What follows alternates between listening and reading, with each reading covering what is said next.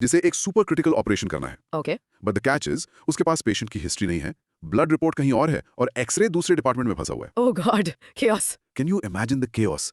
That's exactly how big projects in India were planned for decades. बिल्कुल But what if all that information, every single detail, was on one single screen, updated in real time? that would be a game changer That shift from chaos to clarity is what we're exploring today. And I promise you, it's a mind-blowing journey into the brain of a modern nation. So seatbelt laga lo dost. This is going to be a long and incredibly insightful ride. for sure And before we begin this marathon of knowledge, do us a small favor. Hit that subscribe button, turn on the notification bell so you never miss a deep dive. And in the comments, tell me one government project you think is amazing. Let's start a great conversation. Let's go. बिल्कुल and today's learning map is massive so let's get right to it we're going to unpack some of the most critical ideas shaping India's governance and development Okay, lay it out for us. first we will decode the Gati Shakti Yojana और उसमें government private sector coordination का role Right. then we'll step into the ring for the Aadhaar versus NPR debate Oh, that's a big one. उसके बाद we will explore the Pura model and the true meaning of connectivity. Interesting. Next we'll ask why top-down development models often fail. फिर we'll analyze the role of multi-level planning in a neoliberal world. Got it. We'll also discuss the superpower of collaboration among service sectors. From there we'll examine the environmental impact of policy contradictions. This is a huge list. It is. Then we will evaluate India's 30-year report card on the LPG reforms of 1991. Wow. And finally, we will critically look at the pros and cons of FDI in news media. Basically, we're going from digital maps of infrastructure to digital maps of identity. Yes. From village empowerment to global economic policies. Yes. So let's unpack this. Let's start with our first question. The Gati Shakti Yojana needs meticulous coordination between the government and the private sector to achieve the goal of connectivity. This is 2022 se hai. Broad micro theme, governance, Gati Shakti, the symphony of coordination. So let's define this first. PM Gati Shakti National Master Plan जो अक्टूबर 2021 में launch हुआ, ये essentially एक paradigm shift है. Paradigm shift मतलब इससे एक policy की तरह मत सोचो, ये एक नया सोचने का तरीका है. अच्छा. ये एक सिंगल डिजिटल प्लेटफॉर्म है जहां 44 सेंट्रल मिनिस्ट्रीज और सभी 36 स्टेट्स यूटीज एक साथ आते हैं. Okay. सब एक जगह पर. Exactly. The goal, integrated planning and coordinated implementation of infrastructure projects. Cool ना? I have a hard time visualizing this. Can you give me a simple on-the-ground example of how this would change things for, say, a company? Of course. Imagine एक company को एक नई factory बनानी है. Okay. Old system में उन्हें 16 अलग-अलग ministries के चक्कर काटने पड़ते थे. Environment, roads, railways, telecom, you name it. एक nightmare of paperwork. बिल्कुल. अब सोचो with the Gati Shakti portal, they see a single digital map showing every existing and planned piece of infrastructure. Everything on one map. हाँ. They can see where the highway is planned, where the gas pipeline is, where the optic fiber cable runs. Wow. This single view reduces the project finalization time from 3-4 months to just 1 month. समझे? That's a massive difference. Let's break it down. Introduction. The core idea, मतलब जो main फंडा है, is to break the silos. Break the silos. हाँ, पहले क्या होता था? हर मिनिस्ट्री अपने बबल में काम करती थी. The road ministry एक रोड बनाएगी और 1 साल बाद टेलीकॉम मिनिस्ट्री उसे खोद देगी केबल्स डालने के लिए. It happens all the time. Gati Shakti bursts all those bubbles and creates a single collaborative ecosystem. The main objective is to achieve seamless connectivity and reduce wastage. ठीक है. Body. The need for government-private sector coordination. यहाँ पर असली magic होता है. कैसे? Digital integration. ये पूरा सिस्टम जियोस्पेशियल टेक्नोलॉजी पर चलता है. जब प्राइवेट प्लेयर्स को भी इस प्लेटफॉर्म का एक्सेस मिलता है तो प्रोजेक्ट एग्जीक्यूशन और मॉनिटरिंग सुपर एफिशिएंट हो जाती है. अच्छा, प्राइवेट प्लेयर्स भी इन्वॉल्व हैं. हाँ, एक construction company real time updates देखकर बेहतर प्लान कर सकती है. Makes sense. Data sharing framework. Government का प्लान है to give the private sector access to the national master plan data. ये कोलैबोरेटिव डेवलपमेंट के कमिटमेंट को दिखाता है. तो गवर्नमेंट कह रही है, here's our master plan, now let's build it together. Exactly. Project implementation. और हमारे पास प्रूफ है कि ये काम कर रहा है. सोर्स डेटा के हिसाब से बाय अप्रैल 2023 26 गति शक्ति projects worth 89 billion rupees complete हो चुके थे just in the ports and shipping sector. That's a solid number. ये पब्लिक प्राइवेट सिनर्जी का लाइव एग्जांपल है. You're saying data sharing is key, but the private sector's main goal is profit. Isn't there a huge risk that they'll use this critical national data for their own commercial advantage, or that it could leak? Quick answer. Absolutely, that's the biggest risk. ये एक double edge sword है. Opportunity है massive efficiency की, but risk है sensitive national infrastructure data के misuse या leakage का. That's why एक strong data protection framework crucial है. Good point. Now, in an answer, how does the structure of mentioning a specific data point, like the 89 billion rupees project completion, help in scoring maximum marks? Quick answer. It provides concrete evidence. ये आपके answer को एक general statement से, जैसे it's working well, एक powerful evidence backed argument में बदल देता है, जो कहता है it's working well and here is the proof. Credibility बढ़ जाती है. I see. बॉडी के areas of coordination, infrastructure planning, joint decision making से an incredible amount of time बचता है. Right. Resource optimization. 16 मिनिस्ट्रीज को इंटीग्रेट करने से हम डुप्लीकेशन अवॉइड करते हैं. एक ही कॉरिडोर को मल्टीपल एजेंसीज क्यों ना यूज करें? सही है. मल्टी मॉडल कनेक्टिविटी, ये अल्टीमेट गोल है. To seamlessly connect roads, railways, ports and airports. इसके लिए प्राइवेट सेक्टर का इन्वेस्टमेंट और उनकी ऑपरेशनल एफिशिएंसी एब्सोल्युटली एसेंशियल है। ये टर्म मल्टी मॉडल कनेक्टिविटी थोड़ा टेक्निकल लगता है। एक आम इंसान के लिए इसका प्रैक्टिकल इफेक्ट क्या होगा उनकी लाइफ पर? क्विक आंसर, इसका मतलब है faster and cheaper transport of goods. खेत से सब्जी आपके शहर तक जल्दी और फ्रेश पहुंचेगी, जिससे दाम कम हो सकते हैं। इट ऑल्सो मीन्स आपका अपना ट्रैवल बाय ट्रेन, बस और फ्लाइट मोर सीमलेस और क्विकर हो जाएगा। When structuring an answer, अगर मैं challenges वाला पार्ट की एरियाज ऑफ कोऑर्डिनेशन से पहले लिख दूं तो वो अजीब लगेगा। क्विक आंसर, हाँ थोड़ा अजीब लगेगा। It's better to first establish the ideal scenario and its components, scheme का एम क्या है, और फिर उस आइडियल को अचीव करने में जो प्रॉब्लम्स आ रही हैं उन्हें डिस्कस करें। इससे एक लॉजिकल प्रॉब्लम सोल्यूशन फ्लो बनता है। Okay, that helps. Body, challenges and solutions, information security, ये एक बहुत बड़ा कंसर्न है। सेंसिटिव डेटा को प्राइवेट एंटिटीज के साथ शेयर करने के लिए एक रॉक सॉलिड सिक्योरिटी प्रोटोकॉल चाहिए। To protect national security. Correct. Regulatory framework, we need crystal clear guidelines for public private partnerships यानी PPPs, ताकि कोई एम्बिग्विटीज ना रहें। क्लियर रूल्स देनी होगी and vice versa. Joint training programmes essential है। एक गवर्नमेंट ऑफिशियल को आखिर किस तरह की कैपेसिटी बिल्डिंग की जरूरत है एक प्राइवेट कंपनी के साथ इफेक्टिवली काम करने के लिए? दोनों की दुनिया बहुत अलग लगती है। क्विक आंसर, उन्हें ट्रेनिंग चाहिए in modern project management, commercial viability और फाइनेंशियल मॉडल्स को समझने में, और एडवांस टेक्नोलॉजीज जैसे जियोस्पेशियल मैपिंग यूज करने में। It's about learning a common language of efficiency and outcomes. एक कॉमन लैंग्वेज, मेक सेंस। एक और question, why is it a smart move to have a separate way forward heading before the conclusion in an answer? Quick answer, ये एक forward looking solution oriented approach दिखाता है। It tells the examiner कि आप सिर्फ problems identify नहीं कर रहे, बल्कि आप एक्टिवली एक्शनेबल सॉल्यूशंस के बारे में भी सोच रहे हैं, व्हिच इज अ की quality of a good administrator. Right, solution oriented. Conclusion, ultimately PM की शक्ति की सक्सेस सीमलेस कोऑर्डिनेशन पर ही डिपेंड करती है। इससे ease of doing business improve होगा, which is absolutely crucial for India's vision of becoming a $5 trillion economy. ये उस ड्रीम का डिजिटल बैकबोन है। That's a great way to put it. Okay, here's a practice cue for our listeners. Try saying this to really get the feel of it. Gati Shakti leverages geospatial technology for integrated planning and public-private synergy. Go on, rehearse it. Mini recap, so the real magic of गति शक्ति सिर्फ technology नहीं है, ये government में एक cultural change ला रहा है। It's making ministries that never spoke to each other plan on a single map, effectively ending decades of expensive, uncoordinated work. Okay, we've seen how the government is mapping the physical world. Now let's turn to how it maps its people. Your next topic थोड़ा controversial है. The question is from 2014. Two parallel run schemes of the government, viz. The Aadhaar card and NPR, one of voluntary and the other as compulsory, have led to debates at national levels and also litigations. On merits, discuss whether or not both schemes need to run concurrently. Analyze the potential of the schemes to achieve development benefits and equitable growth. Broad micro theme suits with justice. Aadhaar and NPR, the twin identities. चलो simple रखते हैं। आधार आपका unique biometric ID है, जैसे एक digital fingerprint. इसका main काम है सर्विस डिलीवरी।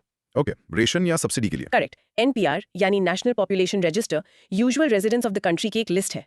इसका मेन काम पॉलिसी प्लानिंग और नेशनल सिक्योरिटी है। So, help me understand this with an example. If I'm a student, how would these two things affect my life differently? Perfect question. मान लो आपको एक school scholarship के लिए apply करना है। ठीक है। आप अपना आधार यूज करके इंस्टेंटली अपनी आइडेंटिटी ऑनलाइन वेरीफाई कर लेते हो। That's Aadhaar at work for your individual benefit. Okay, for me, अब गवर्नमेंट को प्लान करना है कि आपके डिस्ट्रिक्ट में अगले 10 साल में कितने नए स्कूल्स खोलने हैं। उसके लिए वो NPR डेटा यूज करेंगे टू सी कि उस एरिया में कितने स्कूल गोइंग एज के बच्चे रहते हैं। so NPR is for fuss.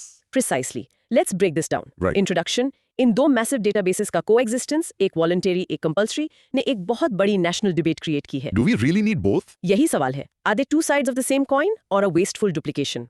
Let's analyse. Body, merits of running both concurrently. Complementary functions? Right. Actually ये दोनों अलग अलग काम करते हैं। आधार एक यूनिक आईडी है for residence, but NPR also captures citizenship details जो आधार एक्सप्लिसिटली नहीं करता है। Okay, that's a key difference. Enhanced data accuracy, जब आप दोनों डेटाबेसेस से डेटा क्रॉस वेरीफाई करते हो तो एरर्स और गोस्ट बेनिफिशियरीज कम होते हैं। This strengthens the welfare delivery mechanism. That's a key point. How exactly does NPR capture citizenship details in a way that Aadhaar doesn't? Quick answer, NPR में specific fields हैं for place of birth, parents details and declare nationality. ये details Indian law के according citizenship status determine करने के लिए use होती हैं। Aadhaar on the other hand is only a proof of residence, not citizenship. Understood. Now, for a balanced answer, should one start with the merits of the policy or the challenges? What's the best approach? Quick answer, it's always better to start with the merits. ये examiner को दिखाता है कि आप policy के पीछे का rational समझते हैं, उसके ड्रॉबैक्स को क्रिटिक करने से पहले। इससे एक मोर बैलेंस्ड और मैच्योर पर्सपेक्टिव मिलता है। Okay, merit first? Body challenges of concurrent implementation, resource duplication, ये एक बहुत बड़ा पॉइंट है। NPR और सेंसस का एस्टिमेटेड कॉस्ट 12,000 करोड़ रुपए से ज्यादा है। Wow. ये उस मैसिव इन्वेस्टमेंट के ऊपर है जो ऑलरेडी आधार में हो चुका है। It's a huge administrative and financial burden. सही है। पब्लिक कंफ्यूजन, फ्रैंकली ज्यादातर लोगों को समझ ही नहीं आता कि उन्हें 2 बार रजिस्ट्रेशन क्यों करवाना है। प्लस सुप्रीम कोर्ट के 2018 की रूलिंग ने जिसने आधार का स्कोप लिमिट किया, उसने कंफ्यूजन और बढ़ा दिया है। You mentioned the 2018 Supreme Court ruling. What was the most important part of that judgment that everyone should know? Quick answer. The court upheld the validity of Aadhaar for welfare schemes, but it struck down Section 57. ये वो section था जो private companies जैसे banks और telecom operators को आपका आधार मांगने की परमिशन देता था। That was a huge win for privacy. Right, that was a big deal. Now that 12,000 crore figure is massive. How can I use a number like that to make the resource duplication point more impactful in an answer? Quick answer. Use it as a powerful opening statement for that point. जैसे, the concurrent implementation poses a significant financial strain with the estimated cost of the NPR and census exceeding a staggering 12,000 crore rupees. Staggering. जैसे strong adjective use करने से reader का ध्यान तुरंत attract होता है। Good tip. Body development, benefits and equitable growth potential. Aadhaar's impact, this is undeniable. आधार की population coverage 95.5% से ज्यादा है।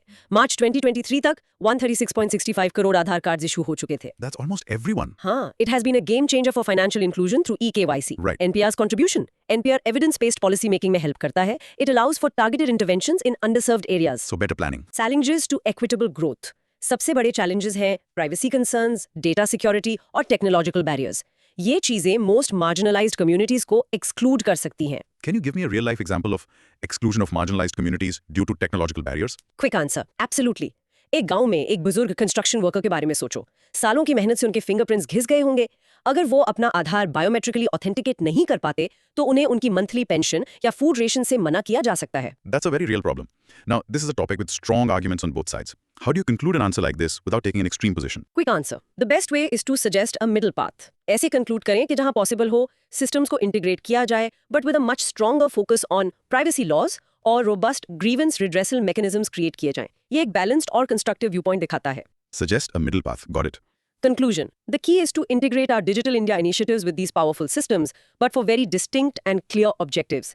Processes को streamline करना और सबसे important privacy concerns को address करना crucial है to maximize the development benefits for every single citizen. Brilliant. Now let's practice this. For our listeners, pause and try to explain the difference in one line. Aadhaar focuses on unique biometric identification for service delivery, while NPR maintains comprehensive demographic data for policy planning. Try saying it. Mini recap. In short, Aadhaar and NPR represent a fundamental tension in modern governance. The states need to identify and plan for its citizens versus the citizens' right to privacy. सही balance ढूंढना ही असली challenge है। From the digital world, let's go to the villages. This question from 2013 is about a very famous concept. The basis of providing urban amenities in rural areas, Pura, is rooted in establishing connectivity. Comment. Broad micro theme. Social justice. Pura. Connecting villages to the future. Pura. यानी provision of urban amenities in rural areas एक concept था जिसे former president doctor APJ Abdul Kalam ने champion किया था। Right, I remember. इसका fundamental idea simple है but revolutionary. अगर हम अपने रूरल एरियाज को सही तरह की कनेक्टिविटी दे दें तो हम रूरल अर्बन डिवाइड को मिटा सकते हैं और प्रॉस्पेरिटी को गांव में ही ला सकते हैं। I think I get the concept, but what does connectivity really mean here? Is it just about roads? Great question because that's the most common misconception. Pura 3 तरह की कनेक्टिविटी की बात करता है। Let me give you an example. Okay, imagine एक गांव में एक किसान है जो टमाटर उगाता है। ठीक है। 1. अगर वहां अच्छी रोड फिजिकल कनेक्टिविटी नहीं है तो उसके टमाटर शहर की मंडी तक पहुंचने से पहले ही सड़ जाएंगे। Makes sense. 2. अगर उसके पास इंटरनेट इलेक्ट्रॉनिक कनेक्टिविटी नहीं है तो उसे मंडी का करंट प्राइस पता नहीं चलेगा और हो सकता है उसे धोखा मिले। True. 3. और अगर वहां कोई ट्रेनिंग सेंटर नॉलेज कनेक्टिविटी नहीं है तो वो कभी नहीं सीख पाएगा कि टमाटर से केचप बनाकर ज्यादा पैसे कैसे कमाएं। Right. प्यूरा का विजन इन तीनों कनेक्शंस को एक साथ बिल्ड करना है। That's a very holistic view. Let's break it down. Introduction. पूरा सिर्फ एक इंफ्रास्ट्रक्चर स्कीम नहीं है, ये एक ट्रांसफॉर्मेटिव डेवलपमेंट मॉडल है जो कहता है कि कनेक्टिविटी रूरल डेवलपमेंट का एब्सोल्यूट फाउंडेशन है। It redefines connectivity not as a single road but as a three-dimensional concept. Physical, electronic, and knowledge. Precisely. Body types of connectivity under पूरा Physical connectivity. इसमें road networks आते हैं। प्रधानमंत्री ग्राम सड़क योजना PMGSY इसका बेस्ट एग्जाम्पल है जिसका aim all weather road connectivity provide करना है। Okay. इलेक्ट्रॉनिक कनेक्टिविटी यहाँ भारत नेट जैसे प्रोजेक्ट्स आते हैं जिसने 2,18,000 से ज्यादा ग्राम पंचायत को सर्विस रेडी बना दिया है। That's a massive number. हाँ, सोर्स मटेरियल में पेरियार पूरा केस स्टडी का जिक्र भी है जहां वाईमैक्स कनेक्टिविटी से 4 Mbps इंटरनेट एक्सेस मिला। Wow. In a village? Knowledge connectivity इसमें स्किल डेवलपमेंट सेंटर्स, अच्छे स्कूल्स और एजुकेशनल इंस्टीट्यूशंस आते हैं। National skill development corporation NSDC के प्रोग्राम्स इस विजन से इंटीग्रेट होते हैं। The BharatNet project sounds incredibly ambitious. But what are the real on-the-ground challenges in providing high-speed internet to every single village in India? Quick answer, challenges बहुत बड़े हैं। इनमें difficult terrain for laying optical fibre cables, reliable electricity supply ensure करना और remote areas में maintenance का high cost शामिल है। Right. Now, in an answer, why is it so effective to use the names of specific government schemes like PMGSY and BharatNet? Quick answer, ये आपके points को real world example से substantiate करता है। ये examiner को दिखाता है कि आपके पास इन डेप्थ प्रैक्टिकल नॉलेज है गवर्नमेंट इनिशिएटिव्स का, और आप सिर्फ एब्स्ट्रैक्ट थ्योरेटिकल कॉन्सेप्ट्स की बात नहीं कर रहे हैं। इससे आपके आंसर का वेट बढ़ता है। That's very useful advice. Body impact of connectivity, economic benefits, connectivity से किसानों को रियल टाइम मार्केट इन्फॉर्मेशन मिलती है और आर्टिजन्स अपने products direct e commerce platforms पर बेच सकते हैं। Okay. गवर्नमेंट का फोकस भी क्लियर है बजट एलोकेशन से, which was over 1.88 lakh crore for rural infrastructure for 2025-26. A huge amount. Social development, telemedicine facility से बेटर हेल्थ केयर एक्सेस मिलता है और डिजिटल प्लेटफॉर्म से बेटर एजुकेशन। कुछ सक्सेस स्टोरीज में तो रिवर्स माइग्रेशन के ट्रेंड्स भी देखे गए हैं। Reverse migration. लोग शहर छोड़कर गांव वापस जा रहे हैं. हाँ, मतलब people are leaving the cities to go back to well-connected villages. That's huge. This reverse migration idea sounds amazing. But is it a widespread phenomenon? Or is it just limited to a few specific success stories? Quick answer, right now ये एक emerging trend है जो well developed rural clusters में दिख रहा है, जहां excellent connectivity और अपॉर्चुनिटीज हैं। ये अभी तक एक वाइड स्प्रेड नेशनल फिनोमिनन नहीं है, बट ये इस मॉडल का पोटेंशियल दिखाता है। Okay, an emerging trend. Now, how should one structure the impact section of an answer to cover both the money aspect and the social aspect effectively? Quick answer, the best way is to use two distinct subheadings, economic benefits और social development. इससे आपके points clearly segregate हो जाते हैं, आपके argument को एक साफ स्ट्रक्चर मिलता है और एग्जामिनर के लिए फॉलो करना और मार्क्स देना बहुत आसान हो जाता है। Good structural tip. We talked about farming. What other kinds of economic opportunities can electronic connectivity create in villages? Quick answer, oh the possibilities are endless. ये rural BPOs, e commerce fulfilment centres, local artisans के लिए digital marketing services enable कर सकता है और लोगों को अपने गांव में रहते हुए टेक कंपनीज के लिए रिमोट वर्क करने की अपॉर्चुनिटीज दे सकता है। Right. And why is quoting a big budget allocation figure a smart move in an answer like this? Quick answer, ये आपके पॉइंट को अथॉरिटी और वेट देता है। ये एक हार्ड फैक्ट है जो गवर्नमेंट कमिटमेंट डेमोन्स्ट्रेट करता है, आपके आंसर को जेनेरिक और ओपिनियन बेस्ड से स्पेसिफिक और इम्पैक्टफुल बना देता है। सही है. कंक्लूजन, पूरा मॉडल की सक्सेस उसके holistic 3-pronged approach to connectivity में है। जल जीवन मिशन जैसे इनिशिएटिव्स भी इस सेल्फ सफिशिएंट विलेजेस के विजन को सपोर्ट करते हैं। ये मॉडल रूरल ट्रांसफॉर्मेशन के लिए एक पावरफुल कैटलिस्ट है और आत्मनिर्भर भारत के गोल को अचीव करने के लिए एसेंशियल है। Perfect. For our listeners, here's your practice cue. Pause and rehearse the 3 types of connectivity. Pura is based on physical, electronic, and knowledge connectivity. Go on, practice. Mini recap. So पूरा's philosophy is really about redefining the village. ये सिर्फ ऐसी जगह नहीं है जहां से लोग opportunities के लिए जाते हैं, बल्कि ऐसी जगह है जहां opportunities create की जाती हैं by connecting it to the world, physically, digitally and intellectually. So we see with Pura that connecting a village is key. But who decides how it gets connected? एक bureaucrat जो state capital में बैठा है या गांव वाले खुद? This brings us to a huge debate in development. Let's look at this question from 2025. In contemporary development models, decision-making and problem-solving responsibilities are not located close to the source of information and execution, defeating the objectives of development.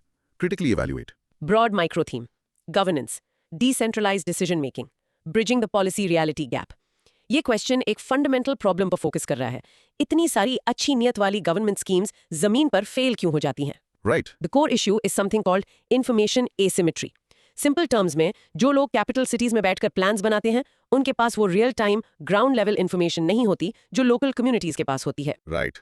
It's like a 5-star hotel chef in Delhi trying to write a recipe for a family in a remote village in Nagaland, without knowing what ingredients they have, what their customs are, or even what kind of stove they use. बिल्कुल, recipe कागज पर perfect हो सकती है, but reality में completely useless है. That's a perfect analogy. Let's break it down. Introduction. ये जो प्लान और रियलिटी के बीच का गैप है, द पॉलिसी रियलिटी गैप, ये एक मेजर रीजन है कि डेवलपमेंट गोल्स अक्सर मिस हो जाते हैं। The question asks us to evaluate this top down centralized planning model. ठीक है. Body gaps in current development models, top down planning gaps. Central schemes जैसे प्रधानमंत्री आवास योजना ग्रामीण PMYG ने अपने टारगेट कंप्लीशन का सिर्फ 80% अचीव किया। क्यों?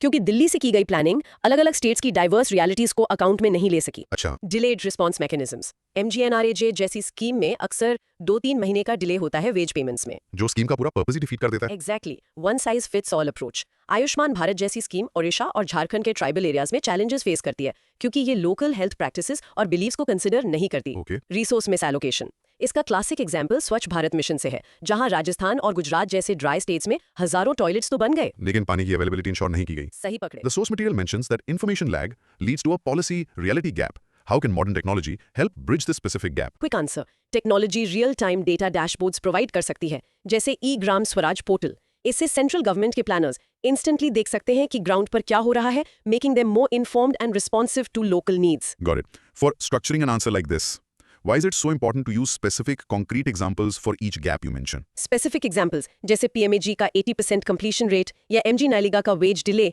एक जेनेरिक क्रिटिसिज्म को एक वेल एविडेंस्ड पावरफुल आर्गुमेंट में बदल देते हैं। यह एग्जामिनर को दिखाता है कि आपका नॉलेज डीप है और सिर्फ सुपरफिशियल नहीं। सही है.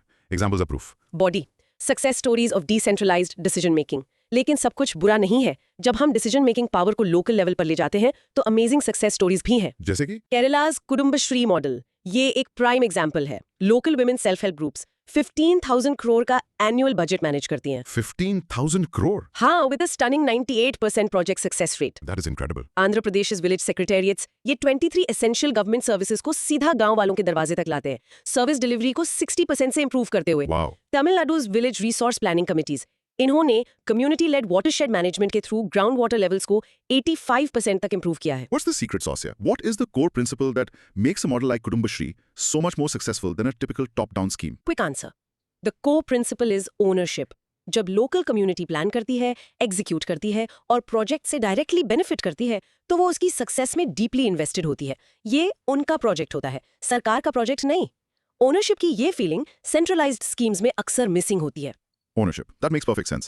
Now, when writing an answer, is it better to place the success story section before or after the problem section? Quick answer, इसे बाद में रखना बहुत ज्यादा इफेक्टिव है। पहले आप डोमिनेंट सेंट्रलाइज्ड मॉडल की प्रॉब्लम एस्टैब्लिश करते हैं, फिर आप सक्सेस स्टोरीज को सोल्यूशन या आगे का रास्ता ऑल्टरनेटिव पाथ के रूप में प्रेजेंट करते हैं। इससे एक कंपेलिंग प्रॉब्लम सोल्यूशन नैरेटिव बनता है। Problem first, then solution. Body the way forward through localization. तो हम इसे हर जगह कैसे लागू कर सकते हैं? Right. Strengthen the 73rd amendment. हमें अपने पंचायती राज इंस्टीट्यूशंस को असलियत में एम्पावर करना होगा by giving them more funds, functions and functionaries. The 3 Fs. Technology enabled governance, e Gram Swaraj जैसे प्लेटफॉर्म्स यूज करने होंगे for transparency and real time monitoring. Okay. Mandate community participation, social audits और ग्राम सभा से अप्रूवल्स को लोकल प्रोजेक्ट्स के लिए compulsory बनाना होगा। You mentioned devolving funds, functions, and functionaries. Can you break that down in simple terms? Quick answer, Sure. इसका मतलब है लोकल गवर्नमेंट्स जैसे पंचायत्स को ना सिर्फ पैसा फंड्स देना बल्कि उस पैसे को कैसे इस्तेमाल करना है इसका लीगल पावर, फंक्शंस देना और उन डिसीजंस को इफेक्टिवली इंप्लीमेंट करने के लिए ट्रेन्ड गवर्नमेंट स्टाफ, फंक्शनरीज देना। That's a very clear explanation. Why is including a way forward section absolutely essential when a question asks you to critically evaluate? Quick answer, क्योंकि critically evaluate का मतलब सिर्फ criticise करना नहीं होता। इसका मतलब है आपको स्ट्रेंथ्स, वीकनेसेस एनालाइज करना है और फिर एक कंस्ट्रक्टिव पाथ फॉरवर्ड प्रोवाइड करना है। ये इशू की एक कंप्लीट और कॉम्प्रिहेंसिव अंडरस्टैंडिंग दिखाता है। सही है. It's about being constructive. Conclusion, the path forward lies in the principle of subsidiarity. ये आइडिया कि डिसीजंस जितना हो सके सबसे लोकल लेवल पर लिए जाने चाहिए। Principle of subsidiarity. हाँ, पीएम किसान जैसी स्कीम्स की सक्सेस जो डायरेक्ट बेनिफिट ट्रांसफर यूज करके ब्यूरोक्रेसी की लेयर्स को बाईपास करती है, दिखाती है कि ये प्रिंसिपल कितना इफेक्टिव हो सकता है। I like that term. Okay, listeners, here's a practice cue. Try saying this key term. The principle of subsidiarity suggests that decisions should be made at the most local competent level. Rehearse that. Mini recap, the core insight here is that development तब सबसे अच्छा काम करता है जब decisions वो लोग लेते हैं जिन्हें उनके कॉन्सिक्वेंसेस के साथ जीना है। It's about replacing central planning with local wisdom. This idea of decentralization connects perfectly to our next question from 2019. In the context of the neoliberal paradigm of development planning, multi-level planning is expected to make operations cost-effective and remove many implementation blockages. Discuss. Broad micro theme. Governance, multi-level planning, the neoliberal efficiency engine. Okay, ये phrase neoliberal paradigm बहुत complex लगता है, but let's simplify it. Please. It basically refers to a development model जो market efficiency, privatization और reduced government spending पर जोर देता है। ठीक है. इस तरह की दुनिया में मल्टी लेवल प्लानिंग को गवर्नमेंट को और स्मार्ट और एफिशिएंट बनाने का एक तरीका माना जाता है, ना कि सिर्फ और बड़ा। So it's like a big multinational company deciding to decentralize its operations. Instead of the CEO in the head office deciding the menu for a cafe in every single city, the local cafe manager is empowered to make those decisions because they know the local taste best. Exactly. This saves time, reduces waste, and makes the company more profitable. That's exactly it. Wow. You're applying business efficiency principles to governance. Introduction. In the neoliberal context, government पर pressure है to deliver more with less. Multi-level planning जिसमें central, state, district और local levels पर planning होती है, इसके लिए perfect tool माना जाता है। ओके। बॉडी के features of multi-level planning, decentralized decision making. इसे 73rd और 74th कॉन्स्टिट्यूशनल अमेंडमेंट से पावर मिलती है, जिन्होंने अर्बन और रूरल लोकल बॉडीज बनाए। राइट। रिसोर्स ऑप्टिमाइजेशन, ये बॉटम अप प्लानिंग अप्रोच को इंकरेज करता है, जहां local needs resource allocation determine करती हैं। ठीक है। स्टेक होल्डर पार्टिसिपेशन, ये ग्राम सभाज और वार्ड कमिटीज जैसे इंस्टीट्यूशंस के थ्रू पार्टिसिपेशन को फॉर्मलाइज करता है। Body how it leads to cost effectiveness, reduced administrative overhead, ये ब्यूरोक्रेसी को स्ट्रीमलाइन करता है और अननेसेसरी लेयर्स ऑफ अप्रूवल को कम करता है। सही है। लोकल रिसोर्स मोबिलाइजेशन, ये लोकल बॉडीज को अपने खुद के फंड्स जनरेट करने के लिए इंकरेज करता है, instead of only depending on the state government. अच्छा, टैक्स लगाएगी या कम्युनिटी हॉल को शादी के लिए यूज करने पर एक फी चार्ज करेगी, फिर वो उस रेवेन्यू को डायरेक्टली लोकल रोड्स या स्ट्रीट लाइट्स मेंटेन करने के लिए यूज कर सकती है, स्टेट फंड्स के लिए महीनों इंतजार करने के बजाय। That's very practical. Now, in an answer structure, why is it a good strategy to have separate sections for cost effectiveness and implementation blockage removal? Quick answer, क्योंकि क्वेश्चन आपसे एक्सप्लिसिटली दोनों को डिस्कस करने के लिए कह रहा है। सेपरेट सेक्शंस बनाकर आप क्वेश्चन के हर पार्ट को क्लियरली और सिस्टमैटिकली एड्रेस करते हैं। इससे ये इंश्योर होता है कि आप कुछ मिस ना करें और एग्जामिनर के लिए ये देखना आसान हो जाता है कि आपने सारे रिक्वायर्ड पॉइंट्स कवर किए हैं। Right, address every part of the question. Body how it removes implementation blockages, improved coordination, ये डिस्ट्रिक्ट प्लानिंग कमिटीज जैसे इंस्टीट्यूशंस बनाता है जो अलग अलग डिपार्टमेंट्स को एक साथ लाते हैं। ठीक है। पर डिसीजन मेकिंग, ये उन लंबे डिलेज को कम करता है जो तब होते हैं जब हर फाइल को अप्रूवल के लिए स्टेट कैपिटल जाना पड़ता है। The famous red tape. Exactly. Better monitoring, ये प्रोजेक्ट्स की लोकल ओवरसाइट अलाउ करता है जिससे ऑफिशियल्स कम्युनिटी के प्रति ज्यादा अकाउंटेबल बनते हैं। What's a real-life implementation blockage that multi-level planning could solve? Quick answer, एक क्लासिक ब्लॉकेज है एक छोटा सा चेक डैम बनाने के लिए स्टेट कैपिटल से परमिट लेना। मल्टी लेवल प्लानिंग के साथ डिस्ट्रिक्ट प्लानिंग कमेटी के पास वो परमिशन ग्रांट करने की अथॉरिटी हो सकती है जो पोटेंशियली महीनों या सालों की डिले बचा सकती है। That makes a huge difference on the ground. How does using terms from the Constitution, like the 73rd and 74th constitutional amendments, strengthen an answer? Quick answer, ये आपके आर्गुमेंट को देश के लीगल और कॉन्स्टिट्यूशनल फ्रेमवर्क में ground करता है। ये दिखाता है कि आप सिर्फ एक पर्सनल ओपिनियन नहीं दे रहे हैं बल्कि इंडिया के एस्टैब्लिश्ड गवर्नेंस स्ट्रक्चर्स पर बेस्ड एक एनालिसिस दे रहे हैं। Okay, adds authority. Body the challenges, of course ये परफेक्ट नहीं है। मेन चैलेंजेस हैं क्या है? कैपेसिटी कंस्ट्रेंट्स, लोकल ऑफिशियल्स के पास जरूरी टेक्निकल या मैनेजरियल स्किल्स नहीं हो सकती। Right, training की कमी. रिसोर्स गैप्स, लोकल बॉडीज के पास अक्सर अपनी जरूरतों को पूरा करने के लिए पर्याप्त फंड्स नहीं होते। Okay, कोऑर्डिनेशन इश्यूज, अलग अलग लेवल्स ऑफ गवर्नमेंट के बीच फ्रिक्शन हो सकता है। तो आगे का रास्ता क्या है? Systematic capacity building and true fiscal decentralization. What exactly is fiscal decentralization? Quick answer, simple terms में ये सेंट्रल गवर्नमेंट से स्टेट और लोकल गवर्नमेंट्स को फाइनेंशियल पावर और रिस्पॉन्सिबिलिटी ट्रांसफर करने का प्रोसेस है। It's giving them more control over their own budgets and how they spend their money. Got it. How should one conclude an answer that discusses both the huge potential and the serious challenges of a concept? Quick answer, एक strong conclusion challenges को acknowledge करेगा but रीहाइड्रेट करेगा कि overall potential बहुत ज्यादा है। आप एक पॉजिटिव और फॉरवर्ड लुकिंग नोट पर एंड कर सकते हैं by citing successful real world examples जैसे केरला's पीपल्स प्लानिंग कैंपेन, ये दिखाने के लिए कि ये अचीवेबल है। End on a positive note. Conclusion, while there are challenges, multi-level planning की success neo-liberal era में undeniable है। Kerala's people's planning और कर्नाटका's ग्राम स्वराज जैसे examples demonstrate करते हैं कि ये governments को grassroots level पर कैसे transform कर सकता है, making it more efficient, accountable and responsive. Excellent. Let's practice. Pause and try saying this.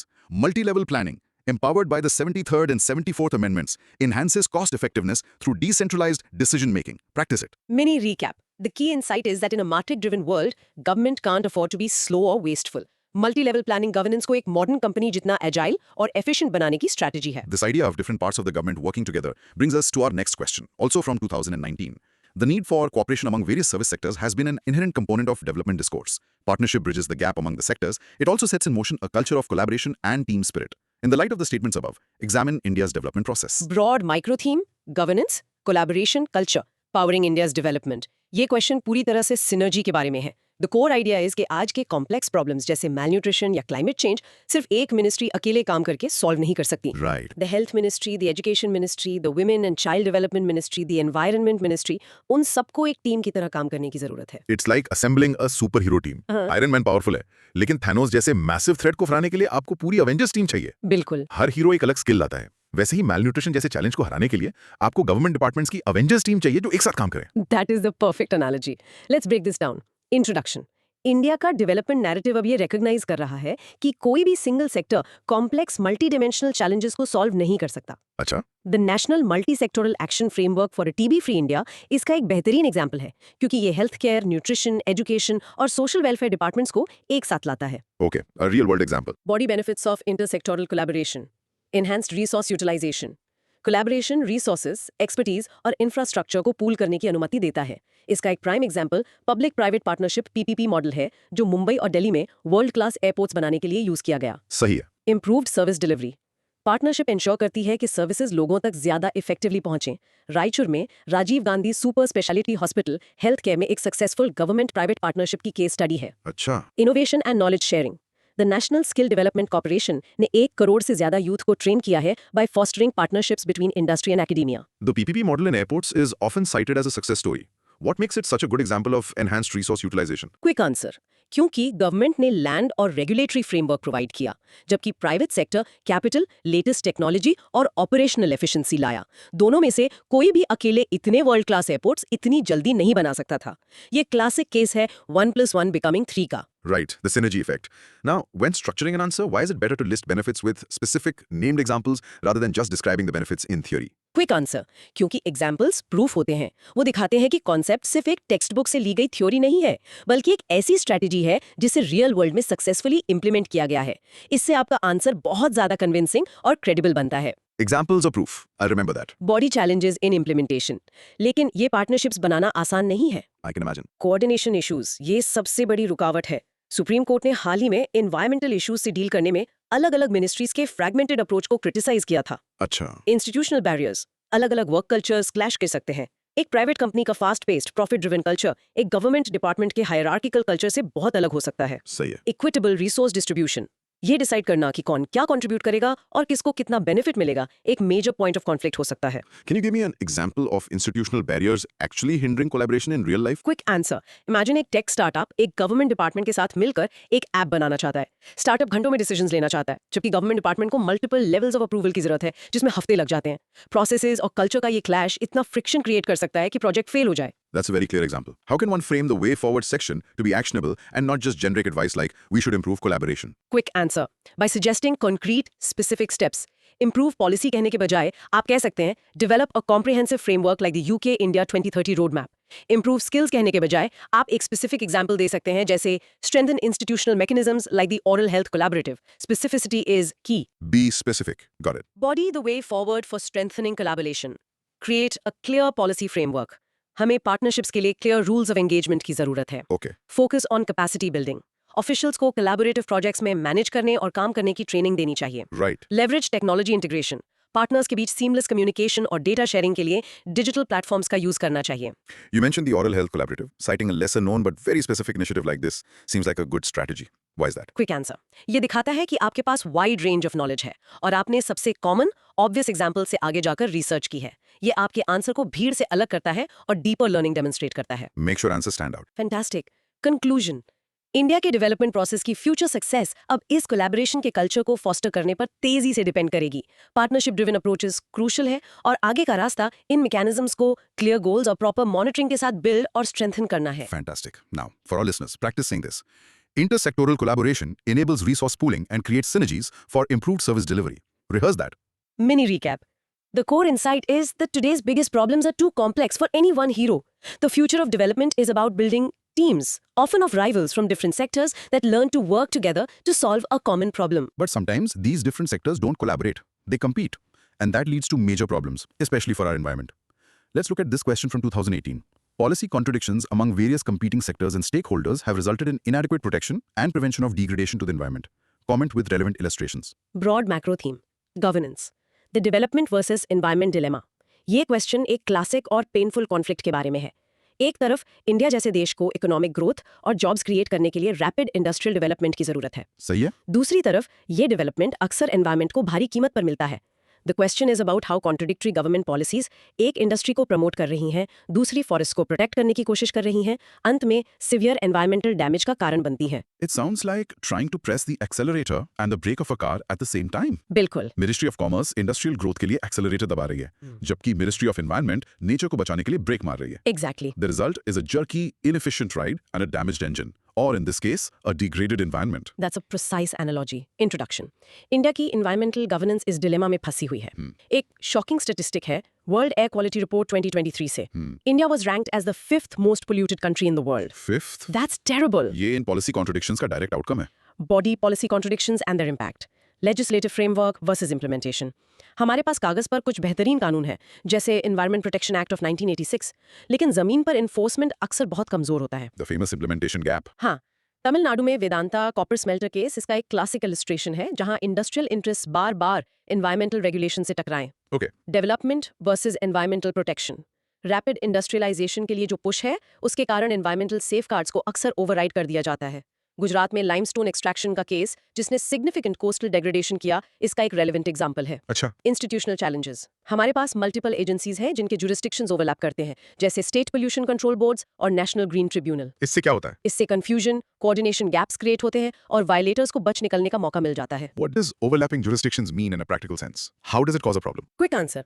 इसका मतलब है ऐसी सिचुएशन जहां दो अलग अलग गवर्नमेंट बॉडीज, मान लो फॉरेस्ट डिपार्टमेंट और माइनिंग डिपार्टमेंट, दोनों के पास एक ही जमीन के टुकड़े के बारे में डिसीजंस लेने की अथॉरिटी है। इससे ऐसी सिचुएशन पैदा हो सकती है जहां एक डिपार्टमेंट माइनिंग के लिए परमिट दे रहा हो जबकि दूसरा फॉरेस्ट को प्रोटेक्ट करने की कोशिश कर रहा हो, जिससे कंफ्यूजन और कॉन्फ्लिक्ट होता है। Right. When writing this answer, how can you use a hard-hitting statistic like India is the 5th most polluted country most effectively? Quick answer. इससे सीधा इंट्रोडक्शन में यूज करें। अपने आंसर को एक शॉकिंग वेरीफाइबल स्टैटिस्टिक से शुरू करना तुरंत प्रॉब्लम की गंभीरता को एस्टैब्लिश करता है और एग्जामिनर का ध्यान पहली लाइन से खींच लेता है। Start strong. Got it. Body, the impact on environmental protection. In contradictions का इम्पैक्ट बहुत सिवियर है। जैसे एनवायरमेंटल डेग्रेडेशन। डेटा अलार्मिंग है। दुनिया के 10 सबसे पोल्यूटेड शहरों में से 6 इंडिया में है। 6 out of 10. ये एक पब्लिक हेल्थ क्राइसिस है। बिल्कुल। Poor resource management. हम लगातार इंडस्ट्रीज और किसानों के बीच पानी के रिसोर्सेज को लेकर कॉन्फ्लिक्ट्स देखते हैं। ये एक इंटीग्रेटेड वाटर मैनेजमेंट पॉलिसी की कमी को हाईलाइट करता है जो सभी स्टेक होल्डर्स की जरूरतों को बैलेंस करे। The source material also mentions the Biological Diversity Act of 2002. How do competing economic interests challenge the implementation of a law like that? Quick answer. The Act is designed to ensure कि biological resources जैसे किसी जंगल में पाए जाने वाले medicinal plants से होने वाले बेनिफिट्स लोकल कम्युनिटीज के साथ शेयर किए जाएं जिन्होंने उन्हें पीढ़ियों से प्रोटेक्ट किया है।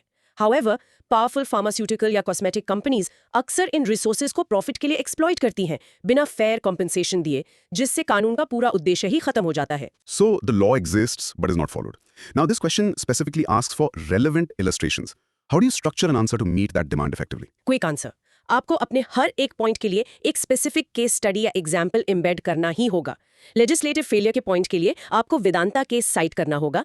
डेवलपमेंट वर्सेस एनवायरनमेंट कॉन्फ्लिक्ट के लिए आपको गुजरात लाइमस्टोन केस साइट करना होगा।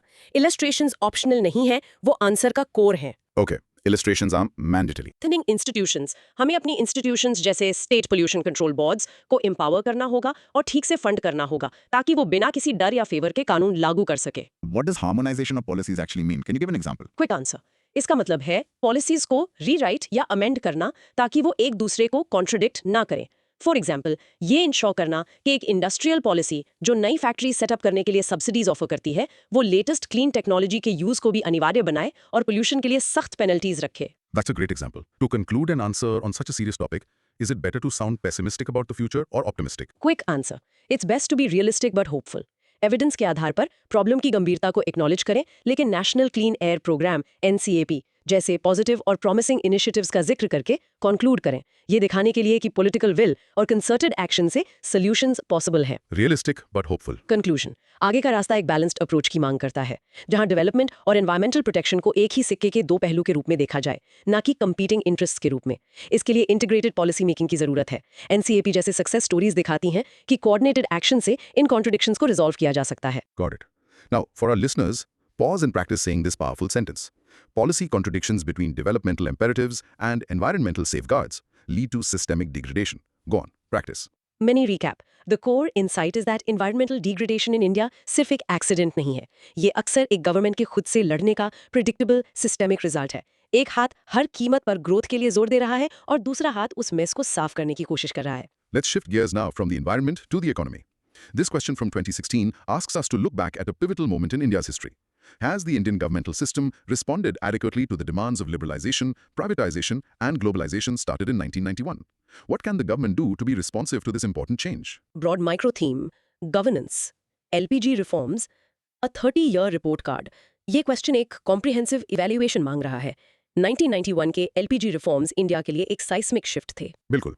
हम लाइसेंस राज, एक हाईली कंट्रोल्ड क्लोज्ड इकोनॉमी से एक मार्केट ओरिएंटेड ग्लोबलाइज्ड इकोनॉमी की तरफ बढ़े। द क्वेश्चन इज, क्या हमारी गवर्नमेंट मशीनरी, हमारी ब्यूरोक्रेसी, हमारे कानून, हमारे इंस्टीट्यूशंस पिछले 30 सालों में इस मैसिव चेंज के साथ कदम मिला पाई हैं? That's a great way to frame it.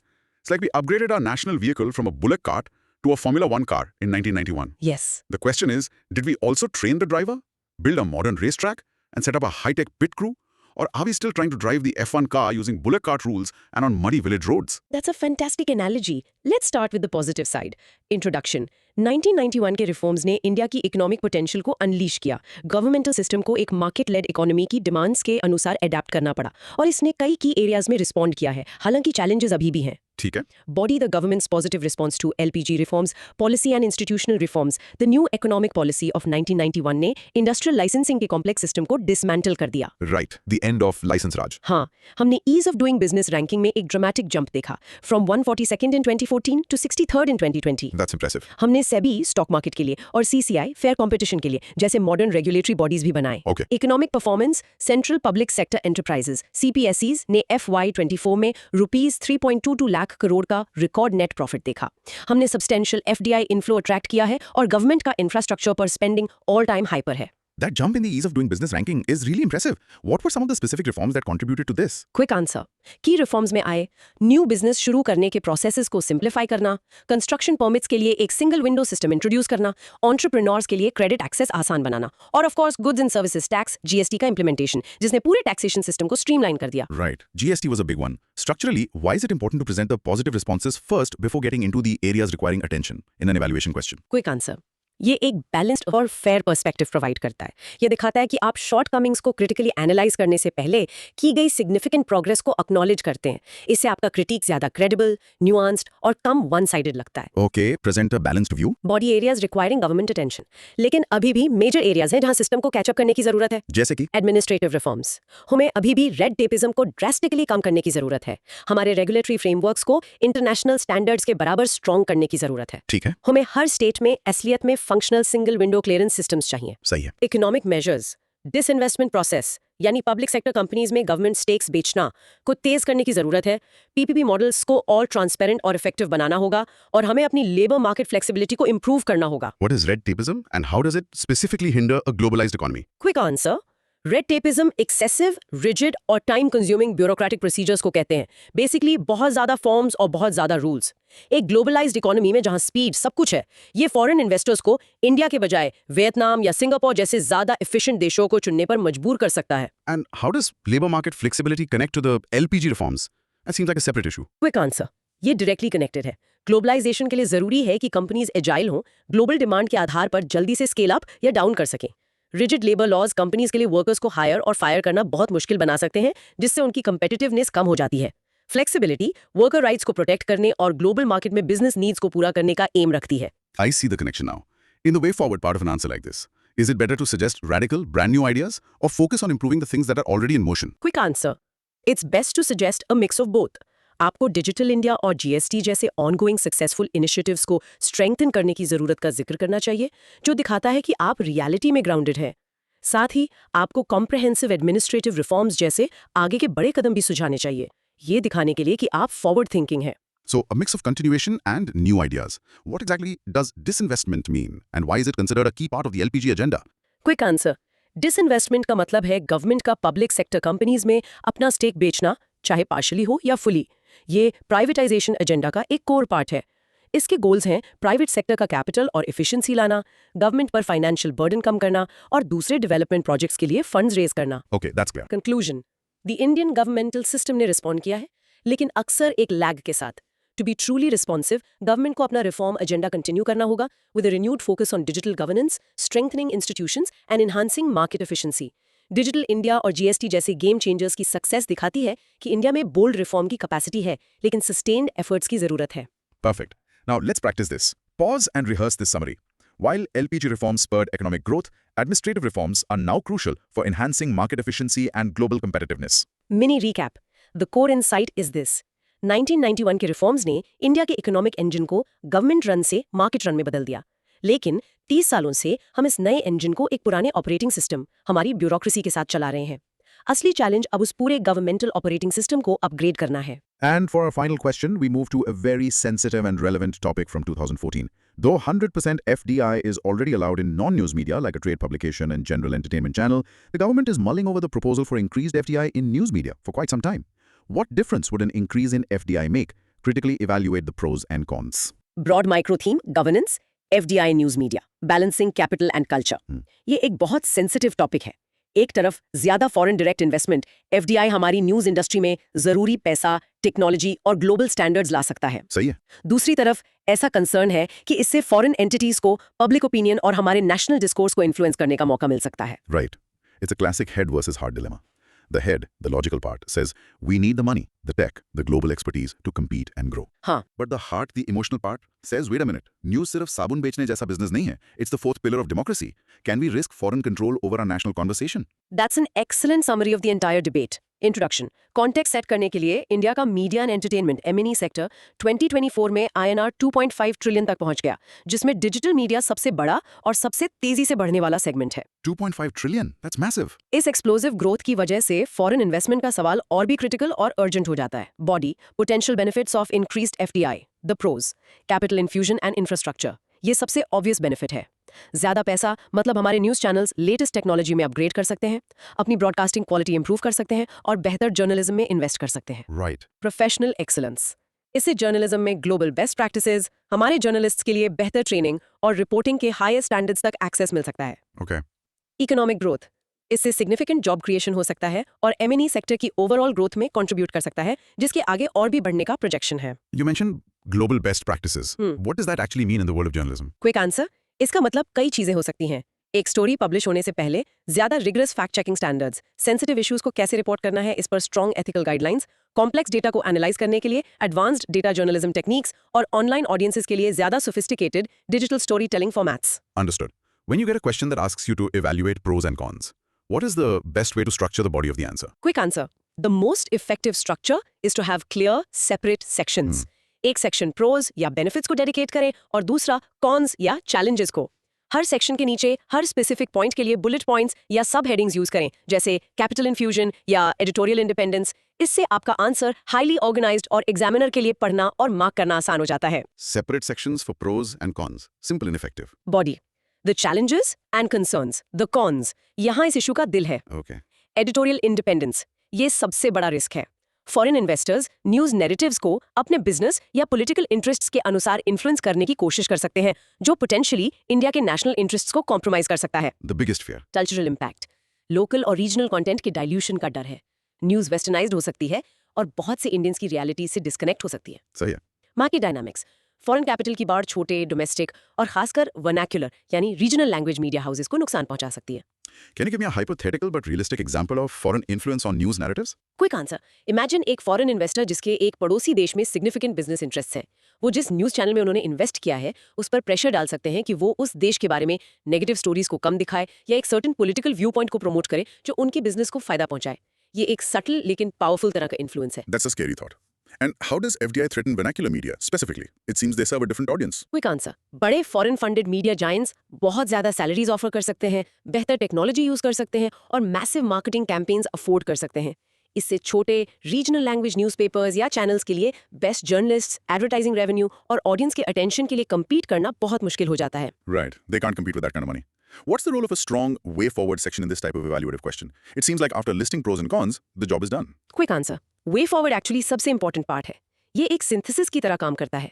Argument के दो अपोजिंग साइड्स को प्रेजेंट करने के बाद ये एक मिडिल पाथ या सॉल्यूशंस का सेट प्रपोज करता है जो रिस्क्स को मिनिमाइज करते हुए बेनिफिट्स को मैक्सिमाइज कर सकें। ये आपका मैच्योर और बैलेंस्ड जजमेंट दिखाता है। Okay. It brings everything together with a solution. The source material mentions Australia's FIRB. Why is it useful to cite a specific international example in the way forward section? Quick answer, Australia के foreign investment review board FIRB जैसे specific international model को cite करना दिखाता है कि आपका propose solution सिर्फ एक थ्योरेटिकल आइडिया नहीं है, बल्कि इसका एक रियल वर्ल्ड प्रेसिडेंट है। ये आपकी रिकमेंडेशन को ज्यादा प्रैक्टिकल, क्रेडिबल और वेल रिसर्च्ड बनाता है। Smart. Body, the way forward, the solution lies in creating a very strong regulatory framework. इसमें शामिल होगा क्या? प्रपोजल्स को स्क्रीन करने के लिए फॉरेन इन्वेस्टमेंट रिव्यू बोर्ड जैसा एक मैकेनिज्म इंप्लीमेंट करना, ठीक है. एडिटोरियल इंडिपेंडेंस को प्रोटेक्ट करने के लिए क्रिस्टल क्लियर गाइडलाइंस बनाना, Right. छोटे डोमेस्टिक और वर्नाक्युलर मीडिया के लिए प्रोटेक्शन मैकेनिज्म्स क्रिएट करना, शायद सब्सिडीज या सपोर्ट के थ्रू। कंक्लूजन, FDI के इकोनॉमिक बेनिफिट्स का लाभ उठाने के लिए एक केयरफुली कैलिब्रेटेड और बैलेंस्ड अप्रोच की जरूरत है, जबकि हमारे नेशनल इंटरेस्ट्स और कल्चरल आइडेंटिटी को भी सुरक्षित रखा जाए। डिजिटल मीडिया की तेजी से बढ़ती ग्रोथ इस पॉलिसी क्वेश्चन को पहले से कहीं ज्यादा अर्जेंट बना देती है। एक रोबस्ट और independent regulatory framework simply non negotiable है। That's a powerful analysis. Let's practice the core conflict here. Pause and say this. The debate over FDI in news media centers on balancing the economic benefits of capital infusion with the strategic need to protect editorial independence and national interest. Rehearse that. Mini recap. The core insight is that news में FDI बढ़ाना एक सही तरह का switch ढूंढने जैसा है। आप इन्वेस्टमेंट और टेक्नोलॉजी की रोशनी को अंदर आने देना चाहते हैं, लेकिन आपको बहुत सावधान रहना होगा कि आप फॉरेन इन्फ्लुएंस की गर्मी से जल ना जाएं। Phew, what an incredible and marathon journey, Dost. We really went deep into the machinery, the brain, and the heart of Indian governance and development today. Let's do a quick recap to tie it all together.